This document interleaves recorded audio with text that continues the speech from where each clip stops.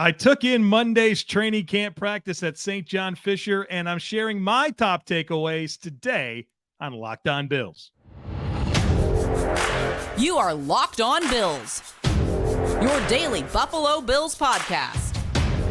Part of the Locked On Podcast Network, your team every day.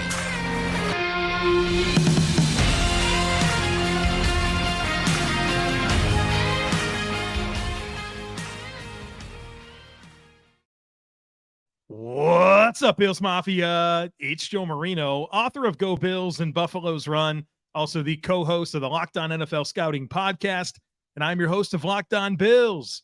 Want to thank you for making Locked On Bills your first listen every day, and a big welcome and shout out to our everydayers. You know who you are. Those of you who never miss a single episode, I appreciate y'all being here very, very much. I'd also like to invite you to subscribe or follow for free on YouTube or wherever you listen to podcasts. We're part of the Locked On Podcast Network, your team every day. Well, folks, I was very excited to get my own eyes on a Buffalo Bills training camp practice, and that's exactly what happened on Monday. Was able to travel in on Sunday, catch the practice on Monday. I'll be in town all week, and we are off to a great start. For those of you who are watching us on YouTube, you're going to notice that I'm not in my typical setup. That's because I'm not home. I am in Western New York, courtesy of my Aunt Karen. Thank you so much for letting us stay at your house. And we're doing this podcast right here in her kitchen. And so the background's a little bit different, but I'm on location, and I'm really happy to be on location because it was awesome to take in this practice. The pads came on. I got a chance to see the first full padded practice of camp, and it was a blast to take in. I have a lot to say in terms of my observations on offense, my observations on defense. We got a lot to unpack here on today's episode. And with there being a lot to unpack and a lot that I want to say to you, one of the questions I always ask myself in those moments is, well, what's the most important thing? What stood out to you the most of all the things that stood out? And I got to be honest with you, I do want to begin our conversation today on offense, and I want to start with the passing game. And there's three guys. You know them well. Their names are Josh Allen, Stefon Diggs, and Gabriel Davis. Those guys were terrific. And I want to start with Gabe Davis because I saw some things from Gabe Davis today that really, really encouraged me. I think I've been as critical as anybody as it relates to Gabe Davis, his role as wide receiver 2, the amount of volume that's on his plate. But based on Monday's practice, he was outstanding. An absolutely incredible day for him. Thought you saw a very complete ability to win. He did the stuff you normally see him doing, winning down the field, being physical down the field, showing good ball skills down the field. All of that was really good. He had a tight coverage win in one-on-one drills against Tre'Davious White. Really good throw, hummed in there by Josh Allen, and Gabe went up and made a good play on tight coverage from Trey White. And those are things you kind of expect, but what I really enjoyed was how effective Gabe Davis was running some of the shorter routes. And that's been a big criticism of mine towards Gabe Davis. I said it as early as last week, and I've got a lot of data that doesn't suggest he's a very good producer on short throws. But based on what I saw on Monday, he was outstanding. I liked the route running. I liked how he set up his breaks. I liked how he was able to be deceptive through his route breaks, and he got open. And he was able to win in the short areas of the field just as much as he was able to win down the field. And I'm looking at my notes here. I have smooth on short routes, major factor in team drills. I didn't see an individual rep that he didn't win. It was a great day for Gabe Davis. My exposure to Gabe Davis on Monday was really, really strong. Now, if that was the only time I've ever seen Gabe Davis, it would be one thing, but I've seen a lot of Gabe Davis. But one thing's clear. He's healthy, he's confident, and he appears very primed to attack this season and showcase a little bit more maybe than he has in years past. So I'm very encouraged coming out of this practice with what I saw from Gabriel Davis. I'm also very encouraged with what I saw from Stefon Diggs. And it goes without saying, I mean, Stefon Diggs is not only one of the best players on the Bills, but one of the best players in the entire NFL. But there's just something different about 14 out there. And I think you've seen this, right? You've seen other people that have been at practices talking about the confidence and the energy and how he's attacking practice. Saw it with my own eyes on Monday. And folks, it's really real. This dude is working with a different level of intensity. He's absolutely dominant. Nobody can deal with him, making play after play. You saw him catch like a 60-yard bomb from Josh Allen. Team drill over Dane Jackson down the field. He scored a touchdown. The first red zone drill today was a touchdown over the middle of Stefon Diggs. And he's celebrating that touchdown like he just won the Super Bowl, like he just caught the game-winning touchdown in the Super Bowl. He's going crazy. I mean, this guy is bringing a level of intensity that is really, really standing out when you watch him. So 13 and 14 look real good. So does 17. Quarterback Josh Allen. He had a very precise day. That's the word I have written down. If you saw my notes right here, you would see Josh Allen and the word precise. On target all day long, confident, throwing the football to all different weapons at all levels of the field, producing, bringing great energy to the football field. Josh Allen looked like a superstar franchise quarterback. I thought maybe he had one play that I didn't like. It was a rollout to his left, and he wound up scrambling and picking up a lot of yards, but I think he missed an opportunity to hit James Cook on a corner route in the back corner of the end zone. Other than that, I thought Josh Allen was outstanding. And, you know, one of the big things that happened at practice as it relates to Josh Allen was one of the final plays. The Bills were practicing the Philly special, and that's a play where Josh Allen eventually kind of runs out for a pass, and he pitches it, and then it's handed to somebody on a reverse, and then that player throws it to the quarterback. You saw this in the Super Bowl that the Eagles won over the Patriots, and then it's been used in a lot of different football games since then. But the Bills were practicing this play, and so the throw was really, really late. I don't remember who threw the football, but what I do remember is that Josh Allen elevated for the football, and Taron Johnson cleaned him up. You know, Taron Johnson should have done that, right? You don't hit the guy with the red jersey, especially the guy with the 1 and the 7 on it. And he did. And Josh Allen was a little slow to get up. It appears he's okay. He's told people that he's okay. But you don't want to see Josh Allen taking hits in practice, especially trying to catch a pass, right? So that was a little bit of a scare. But all in all, a great day from Josh Allen, Gabe Davis, Stefon Diggs. This passing game looked really, really sharp. An overall great day for the offense. And I think you can extend that to Dalton Kincaid, Dawson Knox, James Cook. I thought those three guys in particular really stood out as playmakers. When you think about watching a practice and wanting the talent to kind of speak to you a little bit and allow those players that are your big-time premier guys to declare themselves, I think if you never watched the Buffalo Bills ever previously before today and you walked into this practice and you thought to yourself, all right, who are the best playmakers? Who are the guys that had the best chance to be impact playmakers? I think you would say Josh Allen, Stefon Diggs, Gabe Davis, James Cook, Dawson Knox, and Dalton Kincaid, which is exactly the takeaway you would hope somebody would have coming away from a practice through that context that I just put together. Really, really encouraged by those guys. For Dalton Kincaid, I know that everyone's really interested in him as the first-round pick, and I watched a good amount, right? There's 90 guys on the field, though, folks, so I didn't see everything that everyone did. I tried to pay attention to what I thought was the most competitive and most meaningful things that were happening on the field at any given time, and so that took me to Dalton Kincaid sometimes, but I didn't see everything that he did. But what I did see from Dalton Kincaid was a smooth and natural football player. Just everything he does is smooth and natural. It's easy for him. Running routes, catching footballs. Very, very easy for him. And I think that's a great thing to say about a rookie that's, 5 practices into his NFL career? It's not a matter of if Dalton Kincaid's going to make an impact this year. It's how much. And I think he has a chance to be really special for this offense. One other thing that I thought was interesting, I got more to say about the offense here coming up after a break, but one last note on Dalton Kincaid. I thought it was interesting that there was a play where it was a team drill And the personnel groupings were the O-line, Josh Allen, and then you had Gabe Davis, Stefon Diggs, Kahlil Shakir, and Dalton Kincaid. So no Knox and Shakir as that first receiver in a 3-wide receiver set plus Knox. It was a very, very creative personnel grouping that I wasn't expecting to see, but it was cool to see.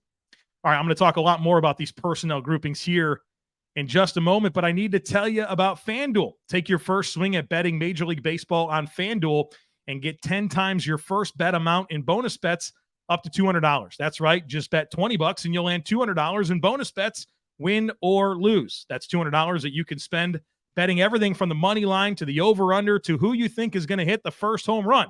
All on an app that's safe, secure, and super easy to use. Plus, when you win, you can get paid instantly. There's simply no better place to bet on MLB than FanDuel, America's #1 sportsbook. So sign up today and visit FanDuel.com/lockedon to get $200 in bonus bets. That's FanDuel.com/lockedon. FanDuel, official partner of Major League Baseball.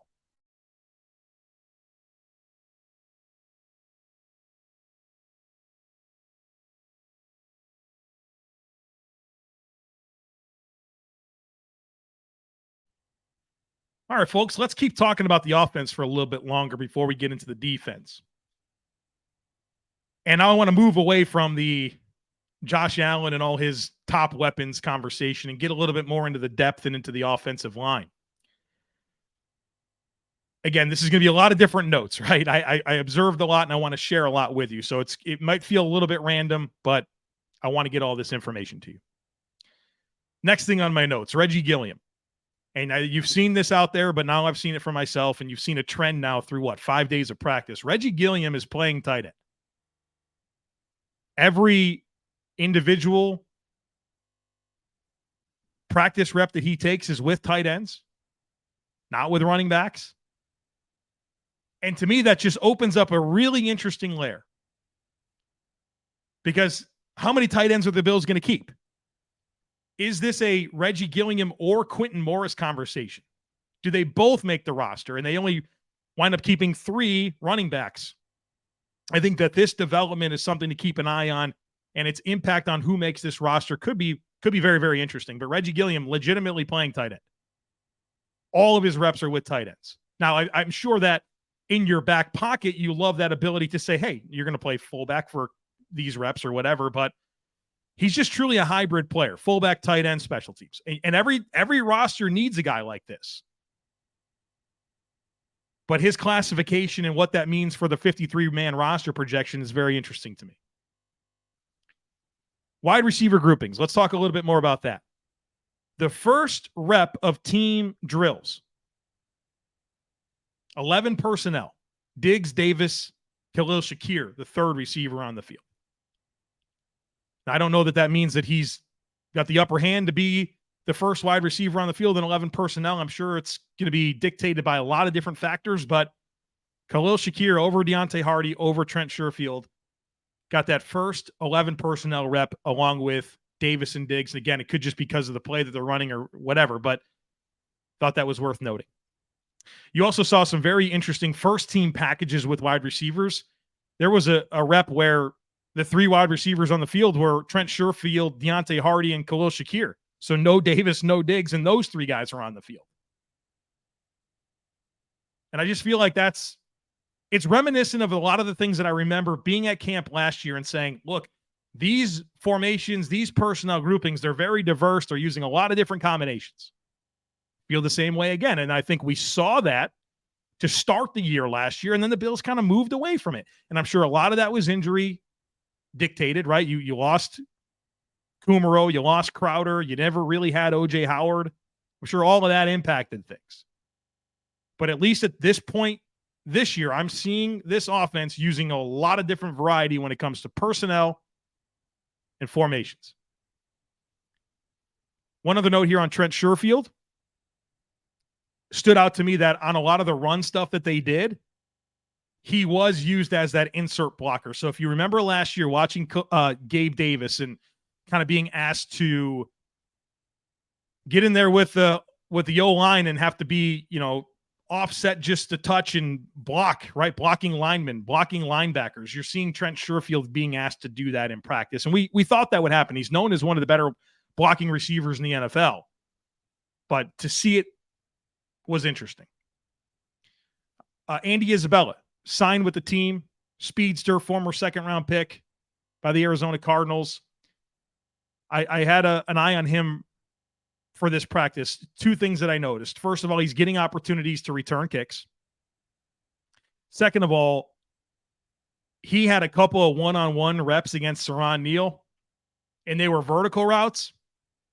That's not a fair fight for Siran Neal.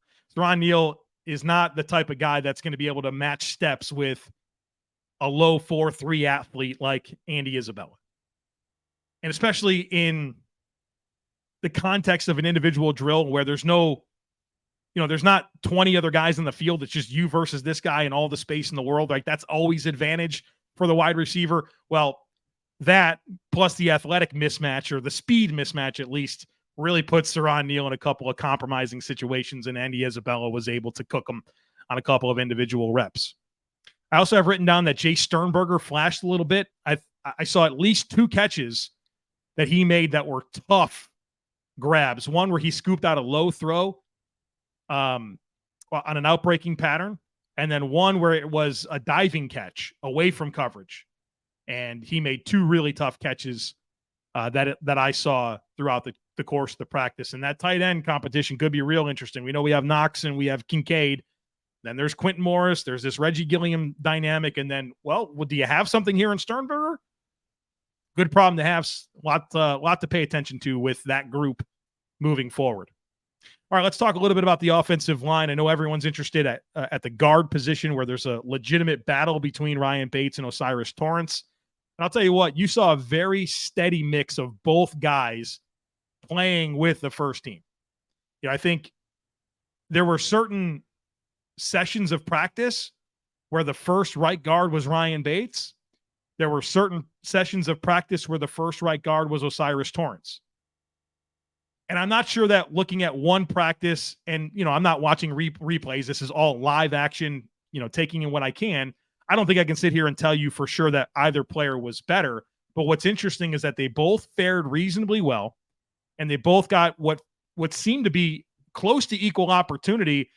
If anything, maybe skewing towards Torrence a little bit, which feels like that's been a trend throughout the last few days of camp. And so both had their moments. I thought Torrence did have a couple of moments in one-on-ones where speed got to him in pass protection. But this is very much what feels like a wide open battle between Ryan Bates and O'Cyrus Torrence. A note here at tackle, your starters were Deion Dawkins and Spencer Brown.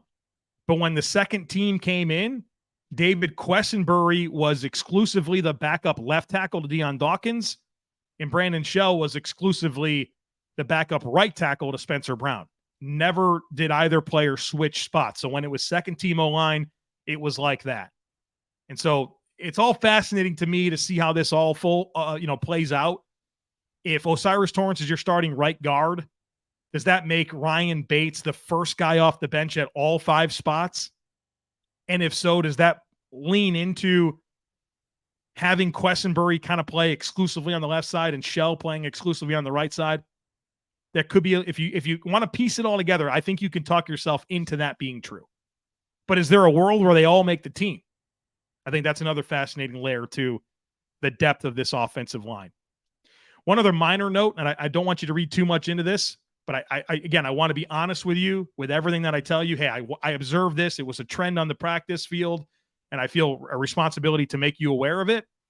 I thought Deion Dawkins had a couple of reps where he got beat in team drills. Once was actually by AJ Epinesa, and you probably heard, I think I already mentioned on this podcast, but there was a 60-yard throw from from Josh Allen to Stefon Diggs, where Stefon Diggs kind of got behind Dane Jackson. Epinesa beat Dawkins. And, it's practice, so you beat the guy and then you stop, right? You don't go sack the quarterback. Epinesa beat him. And on one hand, you can say, well, Josh Allen probably steps up in the pocket and shrugs off AJ Epinesa like he does most defensive ends, but you just don't know. That's a little footnote that I think is worth mentioning. And then Basham got him another time. And both of those wins, curiously enough, I wouldn't suspect this to be true. The time that Dawkins got beat by Epinesa and the time that he got beat by Basham in team drills, it was both around his outside hip, and you just wouldn't expect that to be the case. So just file it away. I don't think it's time to panic on Deion Dawkins, but he definitely got dusted a couple times during the Monday practice. All right, folks, I want to talk about the defense. Plenty to say there with the competition at linebacker and corner and what the scheme looks like with McDermott calling it. All of that's coming up for you after a very, very quick break.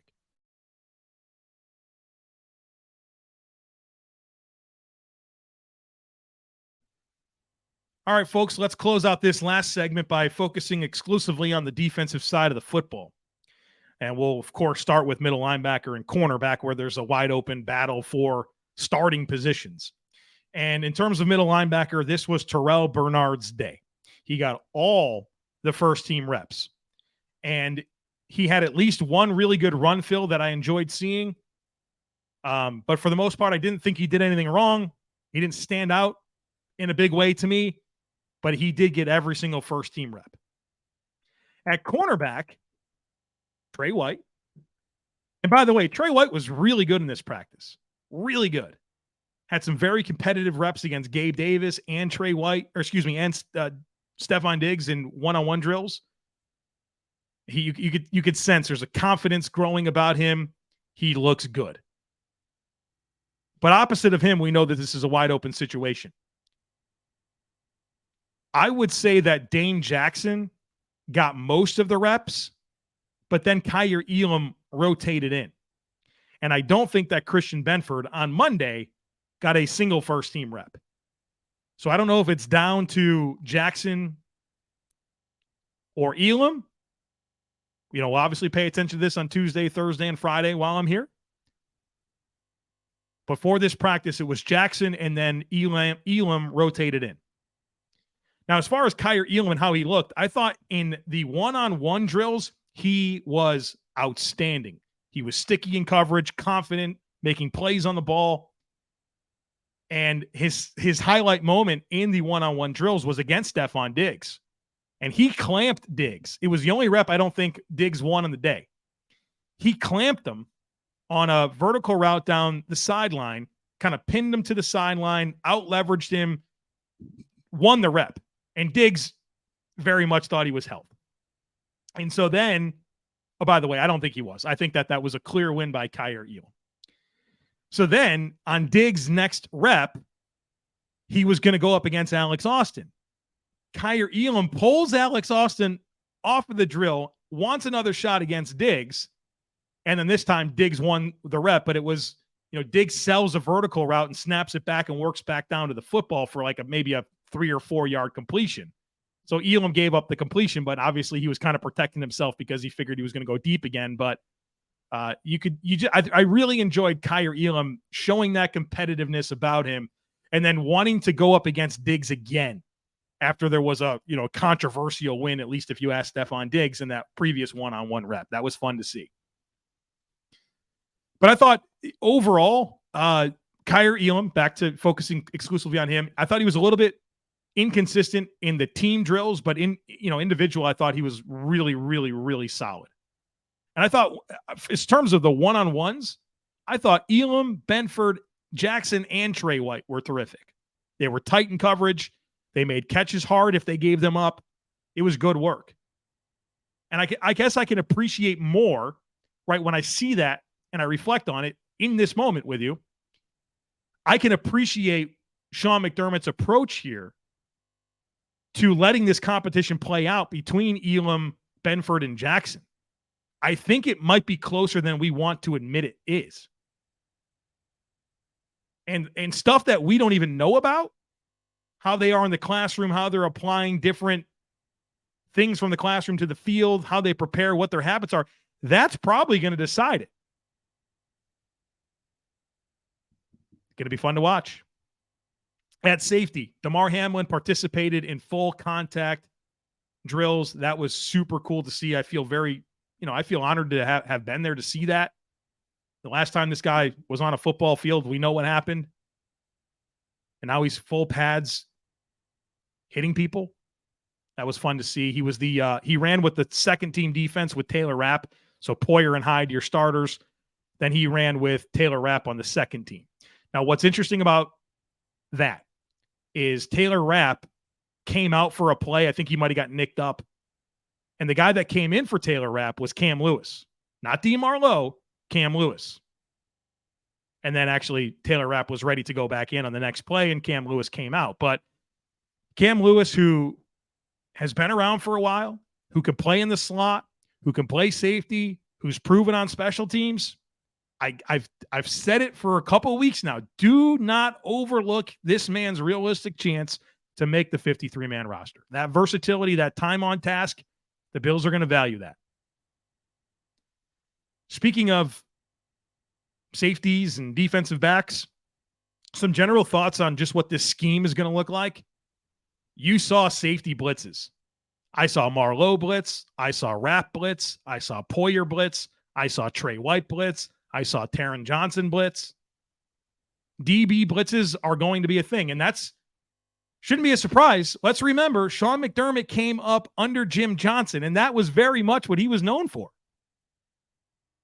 So you're going to see Sean McDermott dialing up some stuff here and unleashing these defensive backs and allowing them to attack the line of scrimmage.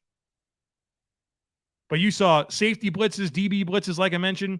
You did see some legit odd fronts, like legit odd front defense. Leonard Floyd dropping into pass coverage. We saw simulated pressures. We saw overload blitzes.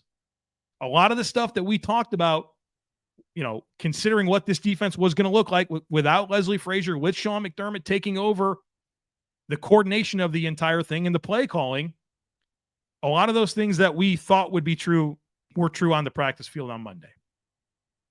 Real quick on the defensive line, Ed Oliver was an absolute problem all day long in the backfield, penetrating, disrupting in Josh Allen's face, in the running back's face. I mean, he was a havoc wreaker, if you will. Super disruptive. I thought Boogie Basham looked pretty solid. Had some inside rush moves that you saw both in one-on-one drills and in team. You saw him rush the B gap, which is something I want to see. We got that.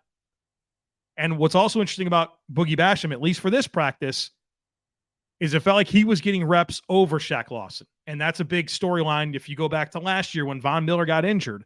The guy that started opposite of Greg Rousseau was Shaq Lawson. Based on the Monday practice, it would appear that Shaq Lawson is below Boogie Basham, but obviously there's a lot that we need to sort out. And it just could be different guys get different opportunities on different days. So you can't put that much into one practice. You're looking for trends. A couple of general notes here. Reed Ferguson, didn't see him today. I don't know what's up. I have no idea. But there was no long snap around the field, so they didn't do any field goals or anything like that. We did not see Reed Ferguson today. I don't know what's going on there.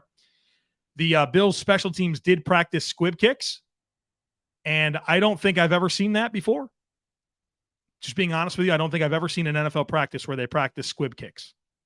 And so maybe that is some level of anticipation for the Bills from a strategy perspective with the new kickoff rule, doing squib kicks and forcing teams to try to return them, because the Bills, as we know, are not willing to concede the 25-yard line. So if you squib it, you can still try to make a tackle inside the 25. And I think based on observing that being practiced and me never observing squib kicks being practiced before, maybe we have a little bit of a clue as to the Bills and their approach to what they're going to do about the new kickoff rule. All right, folks. I hope that you were able to consume all of that. That was a lot of information. And the good news is I still have 3 more live sessions here to take in. Tuesday's practice, Thursday's practice, and of course Friday at Highmark Stadium for the Blue-Red scrimmage. I'll be in attendance for all of those things. I'm looking forward to it. A couple other things here. Tomorrow at 8:30 a.m., I'm going to be live with WGR from St. John's Fisher. Thursday, I will be live with ESPN Rochester. I don't know what time yet on that, so stay tuned, but I'll be live on set with ESPN Rochester on Thursday. And then Thursday night, I'm going to be with Pat Moran, host of the Talking Buffalo podcast. We're doing a live show from Imperial Pizza. We're planning on getting there around 6:30, 7 o'clock, hanging out for a little bit, doing the show. Would love for you to stop by and say hello. If you see me at practice or whatever, please say hello. It's been really cool. I had several people come up and we took pictures and everything today. So shout out to those of you who did that and really, really enjoyed that. So love being in town, love interacting with you guys. And so hopefully we get a chance to cross paths while I'm up here. All right, folks, a busy week ahead. Come on back for tomorrow, where I'm going to be taking in that Tuesday practice on the field, and I'm going to have plenty to say about it. Don't miss it. Make sure that you're subscribed. Would love it if you took a second to rate, review, and share the podcast. Have a great rest of your day. Go Bills.